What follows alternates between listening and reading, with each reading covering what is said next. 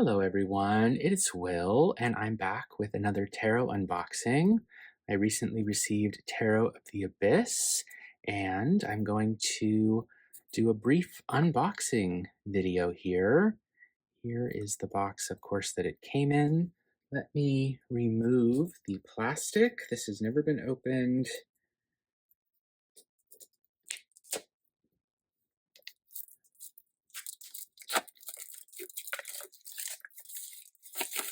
All right. It's a nice, sturdy box. It feels great. It's a nice and tight fit. It's a little reluctant to open, but I would rather have that than have it too loose, right? So this is a wonderful, I wouldn't call this a little white book. This is just a book, isn't it? Beautifully bound. I have not read this. I don't know anything about what it says, so I'll just flip through a little. Looks like we've got descriptions of the cards, interpretations. Oh, looks like we may have some alternative cards in here. I was not aware of that. I have to keep an eye out for those. Some information about court cards. About reading the cards. This looks great. Ooh, an abyss spread. This is fun. Oh, it's like a spiral. Looks like. Oh, that'll be fun to try. I've never done a spread like that. Cool. Okay. So let me set that aside. And let's take a look. Let me get the plastic off of the cards. These backs are just fantastic. I'm very, very pleased. I hope the cardstock is the kind of cardstock that I like, meaning something that I can riffle shuffle, that isn't too thick, but that is also going to be sturdy enough to hold up. I hope that it's matte, so that there's not a bunch of glare or shine.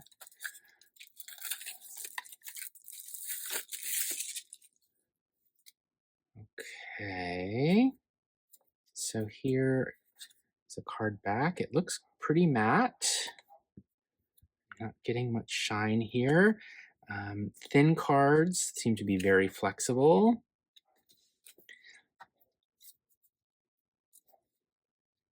No borders, I like that. I like a deck with no borders. So let's do a flip through. We'll look at each one very quickly. Feel free to pause. And then we'll do a shuffling demonstration. And we will end with a brief little deck interview question. The lovers are two trees that have grown up together. I love that. Chariot are swans, geese?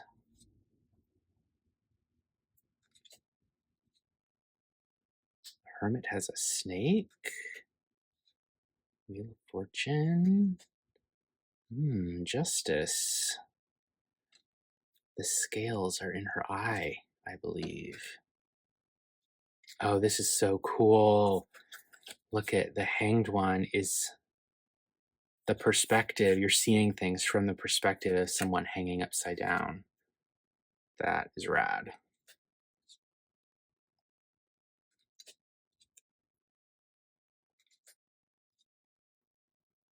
Love the tower here. The star.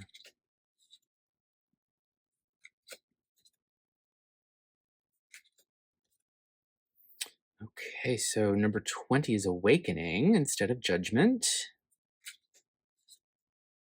The world. And then we're going into swords. There's our ace of swords. Ooh, the two of swords has to choose a face to wear. I love it. That's cool.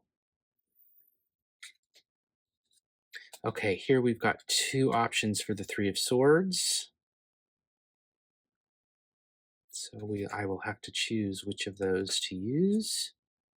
I wonder if there are any other alternates.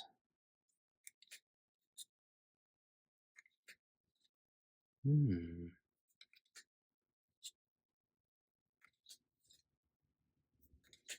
Oh, look, he's longing for help. Ooh, I love the owl on the Ten of Swords, the complexity of wisdom.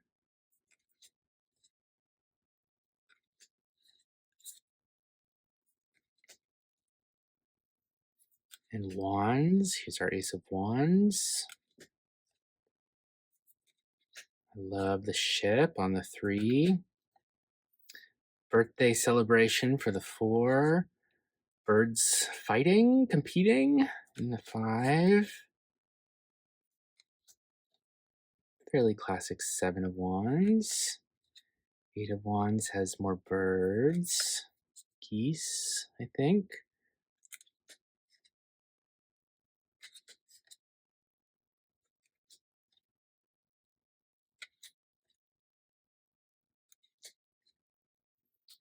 And cups. Oh, I love the 2 of cups. That's awesome. The 3, you again get the perspective. You're one of the 3. Whoops. 4, 5, 6. Thinking back to the past. Nostalgia. 7. Okay, another one where you are in the scene. You're getting the perspective of a figure in the scene. It's a really clever idea. I'm not sure I've ever seen a deck do that. And they're doing it with quite a number of the cards here. Okay, and finally, Pentacles.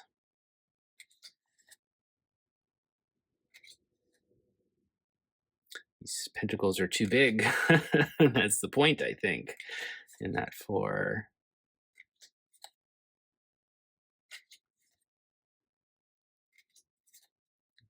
Okay.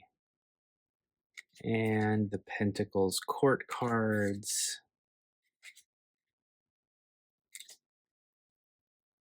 Okay, so shall we shuffle these and see how they do? Never shuffled them, of course. I feel pretty good in my hands. Okay. They are stiff, but again, they've never been shuffled, so I imagine that they will be easier with some wear. Let's do a few more. Okay. Yeah, I think with some time, these are going to break right in.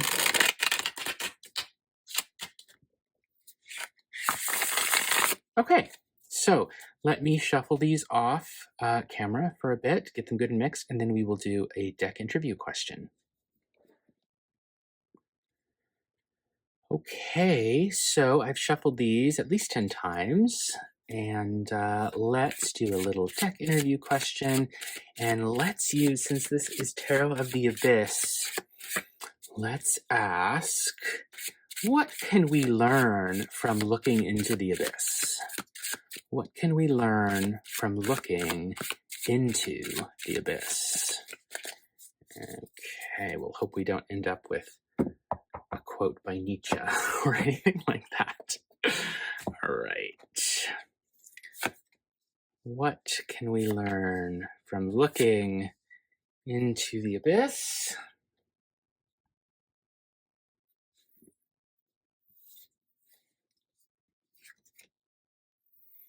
Nine of Pentacles. Well, we can learn something valuable, attain something of value.